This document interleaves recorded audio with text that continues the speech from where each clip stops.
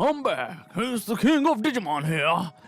It was great to see Etemon. It was a bittersweet episode. I wanted so much, but I got what I wanted from this episode. It was great to see Etemon reimagine and making an appearance in Digimon 2020. In episode 43, we saw Etemon and Volcamon battle it out, duke it out for the title of King of Digimon. As our Digidestined are traveling on Commandomon, they're lost essentially, and they stumble upon the battle between the two king candidates, and the sound waves of both Etemon and Volcamon, as one screams entertainment and the other one screams exercise, is messing with the data of the Digimon, actually rendering a lot of them useless, especially in battle. To be honest, this was probably one of the best times to defeat all of the Digidestins because nothing was working. I like the callback of when Agumon evolved to Metalgreymon and he attacked both Etemon and Volcamon. The Giga missiles were rendered useless by both Etemon and Volcamon, unlike in the original where Metalgreymon done a one-shot and he defeated Etemon. Etemon was showcased as being quite strong, but the one thing which I hoped and I really did wish, the true power and the evil side of Etemon. Look, Etemon is an absolute narcissist, and that causes him and makes him be a great villain as he was in Digimon Adventure 01. However, I understand what they wanted to try and do in this episode, in this appearance. He's just a filler. He's just a cameo guy for the older fans to say, hey guys, remember Etemon? And guys, we've done a video called How to Bring Back Etemon, and what we proposed in that video, I personally would have loved something similar to that. And will we see something similar to other Digimon such as Palmon, Machinedramon,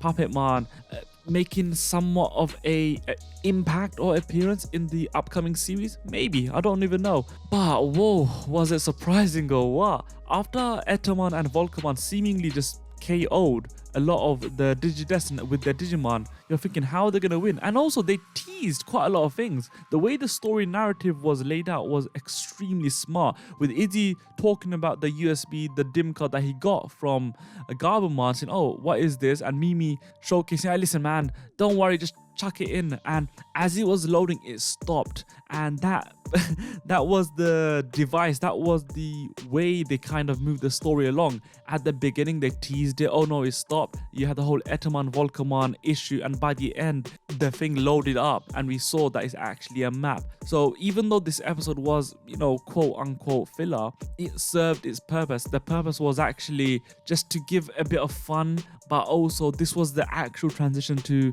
getting more serious. We got the maps now and they are heading straight towards Faga. On top of that, they teased Gabumon without his fur jacket, and if they were to show Gabumon without his fur jacket, that would be groundbreaking. That would be bigger news than any other Digimon news that's ever dropped.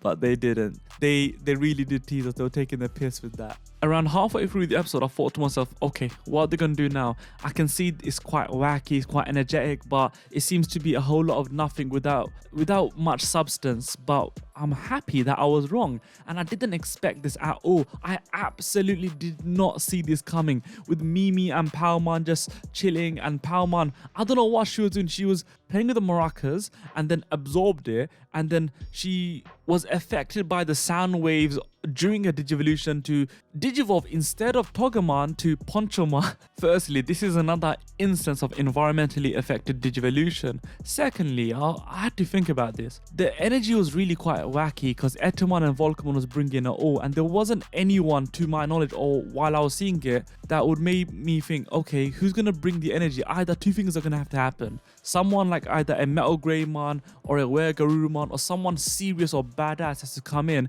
and one-shot or completely destroy both of them, destroy their fun, or someone's gonna have to match their energy. And I couldn't think who's gonna match their energy. It had to be Mimi. It just had to be Mimi. She's the only one that has that bombastic, bubbly, fun-loving nature to her that would complement Etemon and Volcamon's little antics perfectly, and her behavior rubbing off onto Palmon to then, of course, Digivolve into Ponchomon was something else. Now, I love when Japanese voice actors speak English, but when they speak Spanish, it's just something else. And Ponchomon really was showcasing how much fun they're having. They were bloody hell, they made them look like fools. They made them go at each other. They had the maracas and all of these Spanish attacks. But more importantly, it's Mimi just shouting random Spanish words.